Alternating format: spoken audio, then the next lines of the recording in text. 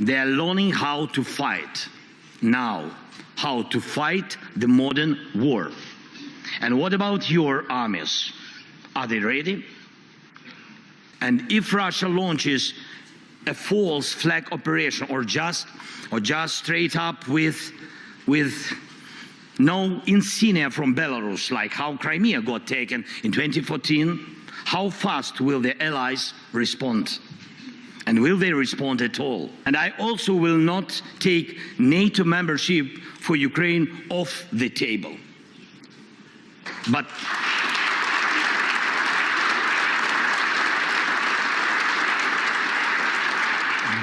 right now, the most influential member of NATO seems to be Putin, because his whims have the power to block NATO decisions. And that's despite the fact that it was Ukraine's army that stopped Russia, not a NATO country, not NATO troops, but only our people and our army. This is my video update on this Saturday afternoon, February the 15th, coming to you from Athens, Greece. Let's talk about some news. And let's start things off with the Munich Security Conference. We are going to cover the Munich Security Conference. What a day. What a past couple of days in Munich. And I believe that today, maybe even as I am recording this video, Elensky is speaking to all of those in attendance in Munich. I believe he has wrapped up his speech, or he will be wrapping up his big performance in Munich. I listened to some of what Elensky was saying, and the guy is cooked, man. The guy is cooked. I listened, but I didn't quite understand his point. That's for sure. He is cooked, man. He's absolutely fried. He was talking about how Europe needs to be prepared.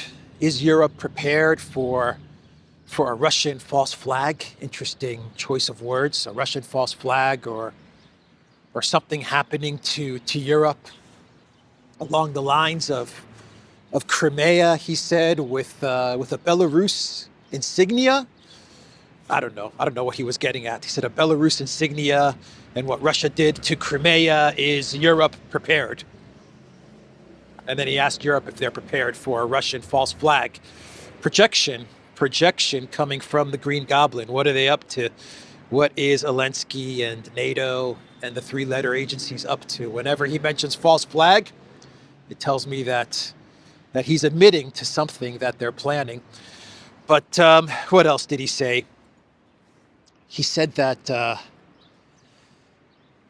NATO is, or he was implying that NATO is taken over by Putin. NATO has been taken over by Putin. Or no, wait. He said that he was implying that Trump has been taken over by Putin, and because Trump has been taken over by Putin, that means that NATO has been taken over by Putin, because Trump has been taken over by Putin. I don't know. The guy's cooked. He's cooked. He's fried. Call it whatever you want. Elensky is on his last days, his last months. That's for sure. But the EU crowd, the European crowd in Munich, they were clapping. They were clapping for the Green Goblin. That tells you everything you need to know. When they're clapping to that word salad of a mess, high as a kite speech, that tells you everything you need to know. Because they were not clapping so much yesterday during J.D. Vance's speech. And what a speech it was from the Vice President of the United States. Politico, they ran an article with the title, Vance brings a wrecking ball to diplomatic gathering in Munich. The US Vice President roasted the continent's way of governing itself. he roasted them all right. Elensky's cooked, Vance cooked them. Elensky's cooked and Vance cooked the Europeans in Munich. He roasted them big time. It was a wrecking ball, an absolute wrecking ball from J.D. Vance. And the best part about it was that Vance didn't even speak about Project Ukraine or Russia or even China. He mentioned it briefly in his opening, where he said that this is a security conference, and when we're talking about security, you're probably expecting me to say that Europe and the collective West's number one enemy is Russia or China. But Vance said, nope, that's not Europe's number one enemy. He said, Europe's number one enemy is Europe. Yeah, they were not expecting that from J.D. Vance. They were not expecting that one. And he's right. Europe's number one enemy is Europe. The censorship, the BS narrative about misinformation and disinformation, the canceling of elections, trying to cancel political parties. Vance brought all of that up. He talked a lot about Romania. He talked a whole lot about Romania and the canceling of elections in Romania. A huge story, a huge development, canceling elections in Romania. And Vance let the Europeans have it. He let the Europeans have it. He said something along the lines of, if 200,000 posts or likes or whatever on social media is enough to ruin your democracy, then maybe you guys don't really have much of a democracy, in reference to Romania and TikTok and Russia taking over Chinese-owned TikTok to meddle in Romania's election, the dumbest narrative in all of history. Yeah, Vance brought it up. Vance brought it up, and he basically said that you guys don't really have much of a democracy when your excuse for canceling elections is TikTok meddling. Oh, man. Yeah, that was brutal. That was absolutely brutal from J.D. Vance. Absolutely brutal. He even said in the speech, I think he even said during the speech, that there's a new sheriff in town. Did he use those words? There's a new sheriff in town. He said something like that during the speech. Basically, Vance's speech, if I had to sum it up, and I'm sure most of you have already listened to his amazing Munich speech, but if I had to sum it up, it was basically Vance telling the European vassals, the vassal states, with Biden, you were vassal states under a globalist model. Now you're going to be vassal states under an America First model. That was pretty much his message. Yeah. You had it good as vassal states under Biden's globalist model and globalist ideology. Well, now it's America First. You're still vassals. You're still vassal states, but it's going to be vassalage under America First. That was pretty much his message. A lot of people are comparing Vance's speech to Putin's historic 2007 Munich Security Conference speech, which was when Putin told the world, especially the United States. I remember John McCain was actually, I think John McCain was at that event, sitting in the front row. I may be wrong about this, but Putin, he said in that 2007 Munich speech that the unipolar world for Russia, he said, for Russia, the unipolar world is over. He said, Russia's sovereign, and we're going to do what's in our best interests. And many people say that that speech in 2007 marked the very, very beginnings of the multipolar world. And I believe McCain was there, or maybe he was at another event when he was listening to Putin back then talk about the multipolar world and Russia pursuing its own national interests. And McCain was angry. He was angry as Putin was saying this stuff. But yeah, that 2007 speech from Putin in Munich was historic, absolutely historic. And a lot of people are comparing Vance's speech to that Putin speech. They're very different, though, very different speeches. And Vance basically telling the Europeans, the globalist vassal age is over, and I'm ushering in the America first, spheres of influence, European vassal age. If I could describe it, if that makes sense. Oh boy. So the Wall Street Journal, they put out an article ahead of Vance's speech in Munich with the title, Vance Wields Threat of Sanctions, Military Action to Push Putin into Ukraine Deal. In interview with the Wall Street Journal, Vice President says Ukraine must have sovereign independence. So this article came out hours before Vance was going to take the stage to speak in Munich. And I was going to talk about this in my video update yesterday, this Wall Street Journal article.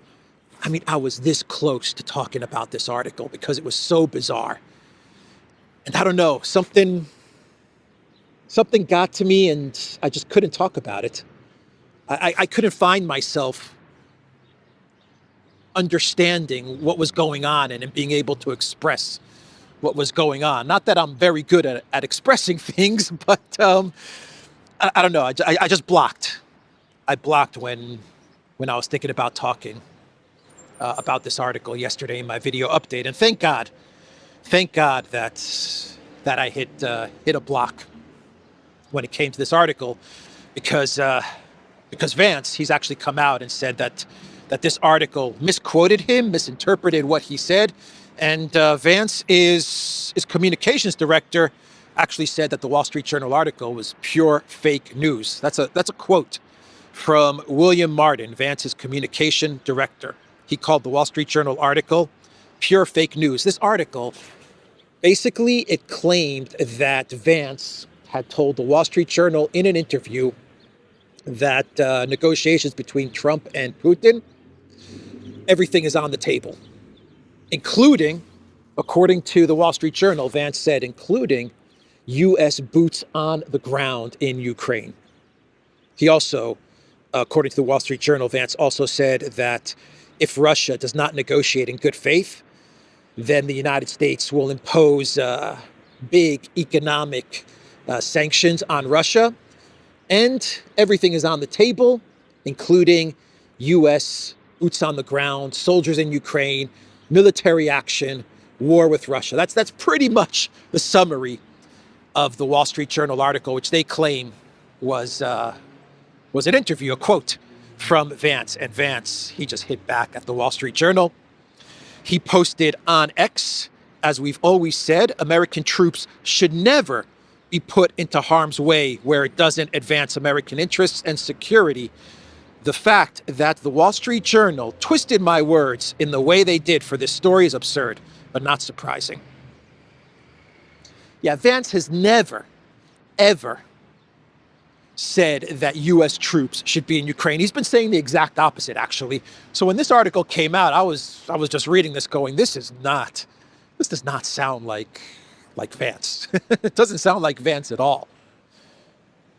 At all. And I was trying to figure out what's going on here. Is this some sort of good cop, bad cop thing that they're playing now? Some negotiation tactic between Trump and Vance with Russia? But it turned out that it was the Wall Street Journal putting out, according to the communications director of Vance, putting out fake news, because the Collective West media is trying to do their very best to derail any peace talks between Russia and the United States. It's not even about Ukraine. I mean, they want the war in Ukraine to continue. They absolutely want the war in Ukraine to continue. But they're trying to do everything in their power to prevent any type of dialogue between Russia and the United States. And so I believe, it's my opinion, that the Wall Street Journal, they put out this article in order to sabotage the negotiations between, the possible future negotiations between the United States and Russia. And we're going to get more articles from the Collective West media trying to sabotage any future communication between the two countries. But the German Defense Minister Pistorius, he spoke after Vance gave his big wrecking ball speech. he spoke to Munich, and Pistorius, the German Defense Minister, who in a couple of weeks will probably not be defense minister any longer, he defended Europe. He came out in his speech and he said, I cannot accept what Vance has just said. That's what Pistorius said in his speech. I just can't accept it. I will not accept Vance coming to Munich and telling us that we're not supporting free speech and that we're censoring and that we're trying to shut down democracy and trying to cancel elections. He said, I can't accept any of this. That's what Pistorius said. And then he made the case that Europe, especially Germany, is a vibrant democracy, which is laughable, absolutely laughable. You guys canceled elections in Romania with the dumbest of dumb excuses, talking about TikTok Russian meddling. That's about as dumb as it gets when it comes to excuses to cancel elections in Romania. And you're going to tell us that Europe and the EU is some sort of vibrant democracy? Well, the EU is not a democracy at all because none of the people there are actually elected. But and I'll get to that in a bit, because Jaishankar, the foreign minister of India, he laid into the globalists and into the Europeans about democracy. I'll get to that story in 1 minute. But come on, Pistorius, Germany being a sovereign, independent democracy. You guys had Nord Stream blown up. You guys had Nord Stream blown up and you did nothing. And we all know who blew up Nord Stream. We know who blew it up. It was Gilligan. And the professor and Ginger and Marianne on the Andromeda yacht under the direction of General Zelensky, according to the BBC and the Associated Press and Reuters. They claim that, they allege that Zelensky was the mastermind behind all of it. That's what they're saying, not me. That's what they said. But come on, Germany. You had your energy infrastructure, your gas infrastructure blown up, and you did nothing. That's the definition of a vassal state. If you go on to Webster's dictionary and look up vassal state, it's going to say any country that allows its gas pipeline to be blown up by another country, and does nothing. That's the definition of a vassal state. So Jaishankar, he was in Munich, and he was fire, man. That guy, man. Jaishankar's IQ is greater than everybody in attendance in Munich listening to him. Everyone's just like, who is this guy, man? Who is this guy telling us all these things? And he does it the guy does it in such a cool, relaxed fashion. I mean, he's just cold as ice, man. He's just, boom, hitting them with all, he's just hitting them with all kinds of talk about you guys are saying that your democracies, you guys are lecturing us about democracy and human rights and all of these things. He's like, what are you guys talking about? What are you talking about? He actually said, Jaishankar actually said that the Europeans, that these globalists, they've been self-appointed custodians of democracy, and that these people have never even stood in an election, and they've appointed themselves as the custodians of democracy and human rights and all of this stuff. And no one's ever voted for them. That was what Jaishankar told this room of European political elite. I think there is a reaction in many parts of the world to self-appointed custodians, people who've never fought an election, who are nothing to do with democracy, actually telling the rest of the world what is right and what is wrong in democracy. And I think it is, to me, inevitable that it will be challenged. My second issue, is, look, every country has its mainstream politics. It has its outliers, okay? If I were to look, for example, at how much Europeans, Westerners, reach out to outliers in those societies. If I were to look at what do Western ambassadors do in India, if my ambassadors did a fraction of that, you would all be up in arms. So I think there are double standards here. And everyone was looking at Jaishankar. Everyone on the panel was just looking, going, oh my God, I can't believe he's saying this to us, right to their face. He's just saying this right to their face. But yesterday, Elensky was on a panel in Munich. So he was on a panel with Lindsey Graham. that was fun to watch. And boy, did Elensky say some crazy stuff. He also met with Vance yesterday. But if I had to take a guess as to how the meeting went with Vance, I would say it did not go over too well. Elensky actually said that Trump doesn't have a plan for ending the conflict in Ukraine. He kind of threw Trump under the bus. He said Trump doesn't really have a plan for ending the conflict in Ukraine. There are reports from the Washington Post which claim, and this is coming from, I believe it's the Washington Post, so be careful about believing this one, but the Washington Post claims, according to their sources, that Vance presented Elensky with a piece of paper which told Elensky that 50% for U.S. security guarantees, he was going to hand over 50% of Ukraine's rare earth minerals. And Vance wanted Elensky to sign this piece of paper, and Elensky politely refused to sign it. Now, this is coming from the Washington Post, and I believe it is the Washington Post. I always confuse the two, Washington Post, New York Times. It doesn't matter. They're all the same. But, yeah, so caution believing this story. But actually, Schmeichel, the prime minister, my precious Schmeichel, he, the rings of power, Schmeichel, he said that in an article that he wrote for Politico, this guy, Schmeichel, actually said that the U.S. is not going to get any of our rare earth minerals. They're all going to go to the European Union, he said. Yeah, right. That's what he said. He said Ukraine, their path is in Europe, in the European Union, and they need Ukraine in the EU. He also said that Ukraine can replace the United States as far as protection goes for Europe. That's what he said. Good luck with that one. But he said Ukraine can provide the protection for Europe and not the United States. And then he said that the rare earth should go to the European Union. Why should it go to anybody else? And then we get to the panel with Lindsey Graham. What an S show this was.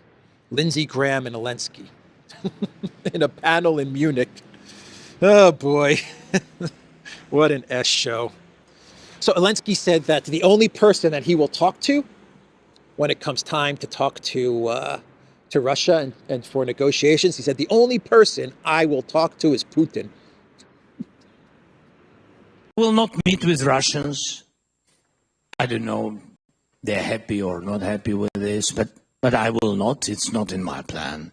I will meet with Russians, with only one Russian guy, with Putin, only after we will have common plan with Trump, Europe, and we will sit with Putin and stop the war.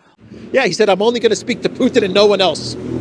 But he did preface it by saying that first, He wants to speak with Trump, and he wants to come to an agreement with Trump, and then they can go to Putin. Never mind the laws that are in Ukraine's constitution, which Elensky pushed for. But now I'm only going to speak to Putin. But first, me and Trump, we're going to speak together, and we're going to decide how all of this is going to unfold. And then I'm going to approach Putin, and I'm going to hand him the surrender papers. Yeah, dream on, bro, dream on. Let's see, what did Elensky say? Addressing the Munich Security Conference attendees on Friday, Elensky insisted that he was not going to meet with Russians. I will meet with one Russian only, with Putin. The official hastened to add that it is only after Ukraine, the US and the EU have devised a common plan that he will sit down with Putin and he will stop the war. Speaking of his country's long-standing aspirations to join NATO, Zelensky acknowledged that he has never heard during conversations at the presidential level that we will be in NATO ever. The Ukrainian leader suggested that Trump's skeptical stance does not differ from that of his predecessors. Yeah, he also said that as well. He said that he's never heard from anybody at a very high level, that Ukraine is going to get into NATO. They've never talked about it, according to Elensky. It was never on the table. Ukraine entering NATO was never on the table, at least when it comes to a presidential level. You see, interesting choice of words. He's never heard it from Biden. Biden never said Ukraine, NATO. Right. Any other prime minister or president in Europe never talked about Ukraine and NATO, right? No, of course not. They never talked about Ukraine and NATO. Rutte, in his speech, said that NATO and Ukraine, what are you talking about? That was never on the table. What kind of rewriting of narratives of history is going on here? All of a sudden, it was never about Ukraine and NATO. We never talked about Ukraine entering NATO. Never. Elensky saying, no one ever talked to me about NATO. What are you talking about? I never heard this from anybody at a presidential level.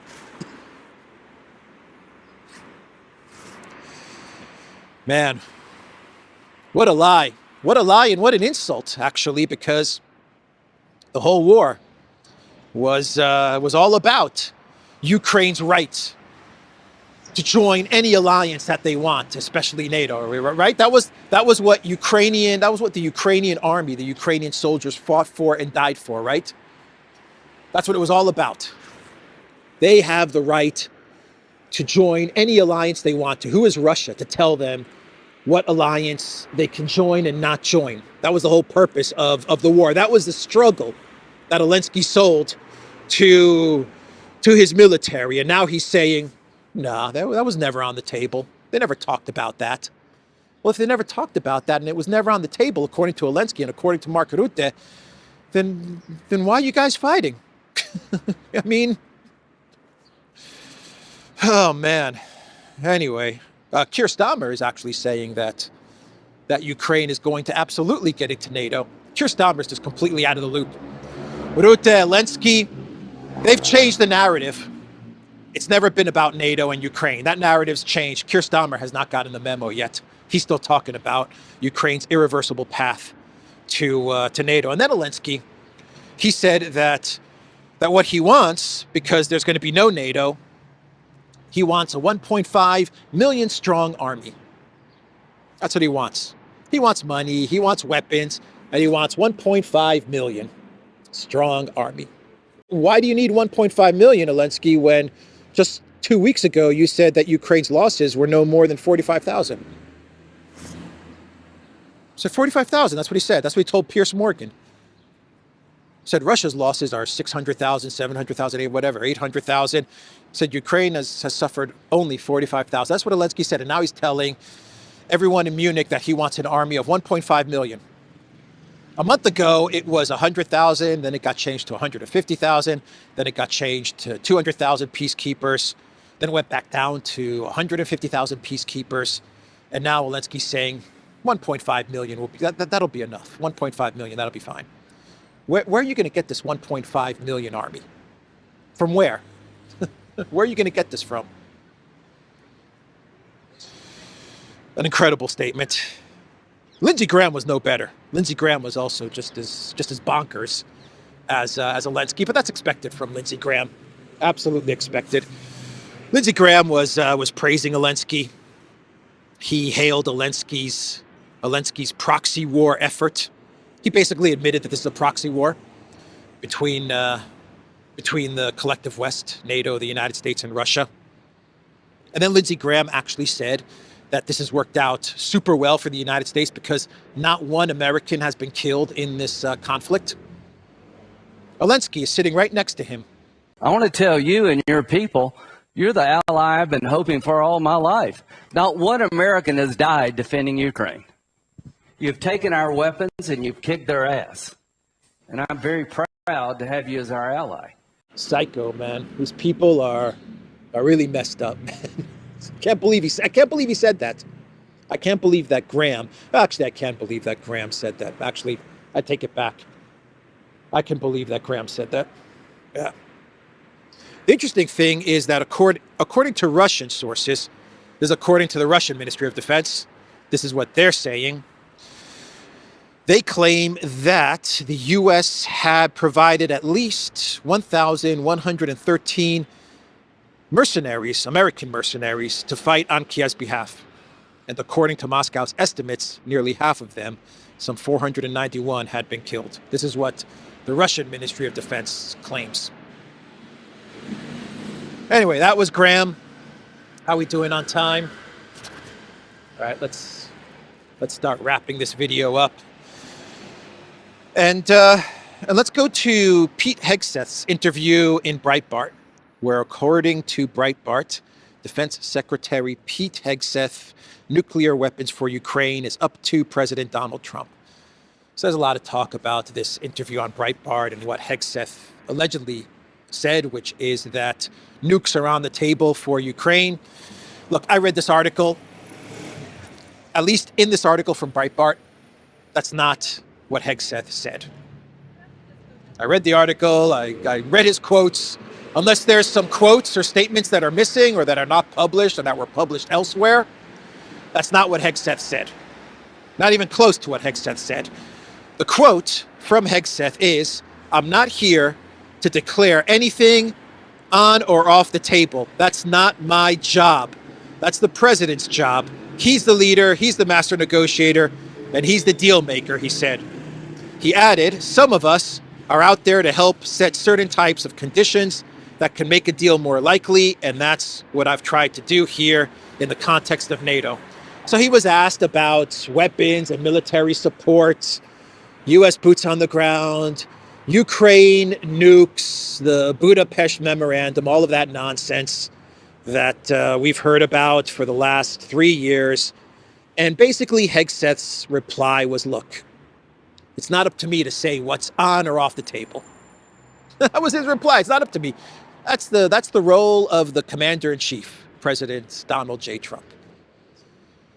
And it looks to me, once again, unless there's a quote that I didn't pick up on or that has not been published from Hegseth, it looks to me that Breitbart twisted it around a bit, played with the words a little bit, and made it seem as if Pete Hegseth said that nukes are definitely on the table for Ukraine, which is nonsense because, to be fair to Trump and his entire administration, even before he became president, he has said, and most of his administration has said about 1,000 times, that they do not want nuclear war. They are trying their very best to avoid nuclear war. Trump has said it, Vance has said it, RFK Jr. has said it, Elon Musk has said it. I mean, they've all come out multiple times saying that we need to avoid nuclear war. We don't want nukes. We don't want a nuclear war. No nukes for Ukraine. This is nonsense. This is crazy. We need to stop this. So why would all of a sudden Trump say, okay, Ukraine, you can get nuclear weapons? So anyway, that was the interview with Breitbart. I just wanted to comment on that. And once again, this is what I read in the Breitbart article. Maybe there's a quote from Hegseth that I did not pick up on, but I don't think so. I read the article and that's the quote coming from the U.S. Secretary of Defense. Let's get to a clown world and we'll wrap this video up. And the clown world, of course, is Munich Security Conference 2025. Ursula von der Leyen, tatters, I tell you. She was being interviewed, the EU commissioner, the Queen of Europe, and she was asked about Project Ukraine and negotiations between the United States and Russia, between Putin and Trump. And she was asked if the EU would have a seat at the table. And Ursula's response was, yes, of course, we will have a seat at the table. And then she blathered on about peace through strength and stuff like that. I don't know, whatever. Peace through strength, tatters, washing machine chips, shovels, whatever. And yeah, that was Ursula's response. We will have a seat at the table. Maybe you'll have a seat at the table because someone's got to sign the capitulation papers for Europe. I don't know. Europe be at the negotiating table? Absolutely, because Ukraine needs a just and lasting peace. Annalena 360, she was interviewed by the media outside of the security conference, and she was asked about Trump's statement on the G7 becoming the G8, inviting Russia to the G7 once again and making it the G8. And Annalena 360, she put her foot down. She told Trump, no, not going to happen. That is what Annalena said. She will not allow it. As G7 partners, we have repeatedly made it clear over the last 3 years following this brutal Russian full-scale invasion that there can be no normal cooperation with this Russia, with Putin's Russia. No cooperation with Putin's Russia. But if we could have gotten a regime change, then we would have cooperated with Russia. Maybe if we can get a regime change, we can cooperate with Russia. She's still clinging on to the regime change narrative, the regime change goal of all of this. Annalena is still clinging on to that. But yeah, she's putting her foot down and telling Donald J. Trump, she's telling the United States, no, there will be no G8 because Annalena 360 says so. The Kremlin has actually come out with a statement, and they have said that the G7 is dead. It's useless. They said everything is about BRICS. That is what Peskov said. The real power, the real strength, the real momentum is behind BRICS. G7 is a dying organization. That is what Peskov said, and he's right. He's absolutely right. So Russia said that even if they were invited, which is not going to happen, Russia would still say, nah, we're not interested. We got BRICS, we're all good. And finally, stunning and brave Kaja Kallas. She was rocked by Vance's speech, absolutely rocked by it. And poor Kaja Kallas, stunning and brave, said Vance's speech felt like the U.S. was trying to pick a fight with us. It felt like the U.S. was trying to pick a fight with us. No, they're not trying to pick a fight with you. Not at all, Kaja Kallas. Just go back to what Putin said to Zarubin 2-3 weeks ago. Just go back to that statement from Putin where he said that sooner or later, the Europeans, they may be whining and complaining about Trump, but sooner or later, they will bow down to their master and they will wag their tails. That's what Putin said, and that is what is going to happen. Just give it some time. Give it a couple of weeks, give it a couple of months, and they will all get in line, and they will all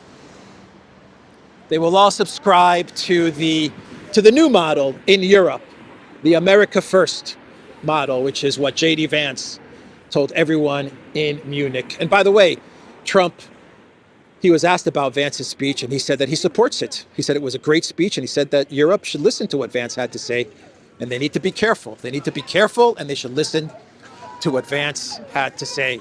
So that's the video, everybody. TheDuran.locals.com. We are on Rumble, ODYSEE, BitChute, Telegram, Rockfin, and X.